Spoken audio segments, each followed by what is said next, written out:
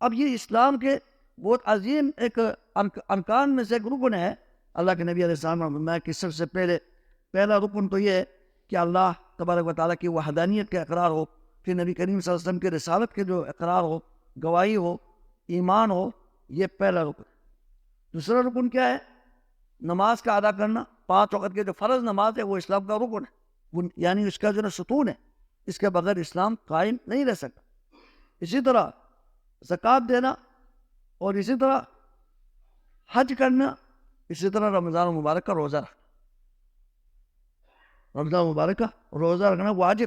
اللہ سبحانہ و تعالیٰ نے فرمایا یا ایھا الذین آمنوا کتب علیکم الصیام، اے ایمان والو تم پر روزہ فرض ہے، فرض کر دیا گیا ہے. کما کتب علی الذین من قبلکم، جس طرح تم سے پہلے لوگوں پر رمضان کا روزہ فرض تھا، اسی طرح تم پر بھی روزہ فرض کر دیا گیا ہے.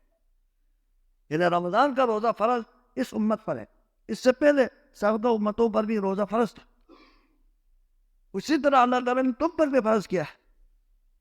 یہ صرف اس امت مسلمہ کے جو روزہ فرض ہونا، یہ اس کا خاصیت میں سے نہیں ہے، خصوصیت میں سے نہیں ہے، بلکہ سابقہ امتوں پر بھی روزہ فرض تھا، تم پر بھی فرض کر دیا. یہ جو پورا مہینہ کا جو روزہ ہے یہ ضروری ہے.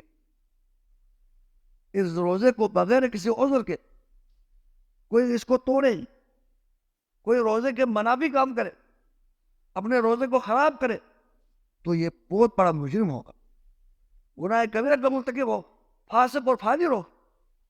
اگر کوئی سمجھے کہ روزہ فرض ہی نہیں ہے، یہ کہہ دے، اس کا انکار کرے، فرضیت کا انکار کرے، یہ میری مرضی ہے کہہ دے، تو وہ تو اسلام سے خارج ہوتا ہے.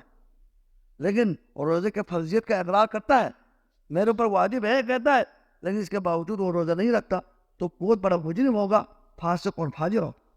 اس کے لیے توبہ کرنا ہو. تو رمضان مبارک کا جو 29 دن کا روزہ، یا چاند نظر نہ آئے تو پورا 30 دن کا روزہ. چاند نظر آئے جائے تو 29 مہینہ ہوتا ہے، اگر چاند نظر نہ آئے تو 30 کی گنتی پوری کرنی پڑتی ہے. یہ مکمل روزہ رکھنا کیا ہے؟ ہر مسلمان پر، ہر عاقل پر، صحت مند انسان پر، اور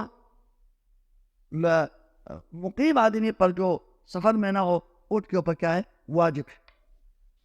اور روزے کے بہت بڑے فلسفے ہیں. اب روزہ رکھنا، یہ یاد رکھیں، روزہ رکھنا صرف روزہ رکھنے سے مراد یہ نہیں ہے کہ ہم جو ہے نا کھانے پینے سے دور رہیں اور اپنی جو بیوی کے ساتھ جائز جو تعلق ہے، تعلق قائم کرنا، اس کو چھوڑ دیں. یہ نہیں ہے صرف، یہ تو ضروری ہے. یعنی صبح سے لے کر طلوع فجر سے لے کر مغرب کے اذان تک، تو غروب شمس تک، یہ جو ٹائم ہے اس میں ہمیں جو ہے نا کھانے پینے سے دور رہنا، اور اسی طرح اپنے بیوی سے ہم بستری کرنا، یہ بھی جو روزہ دار کے اوپر کیا ہے؟ حرام ہے. یہ پابندی ہے. جو جائز چیزوں کو اللہ تعالیٰ نے اس محدود وقت میں اللہ نے حرام قرار دیا، اسی کا نام روزہ ہے.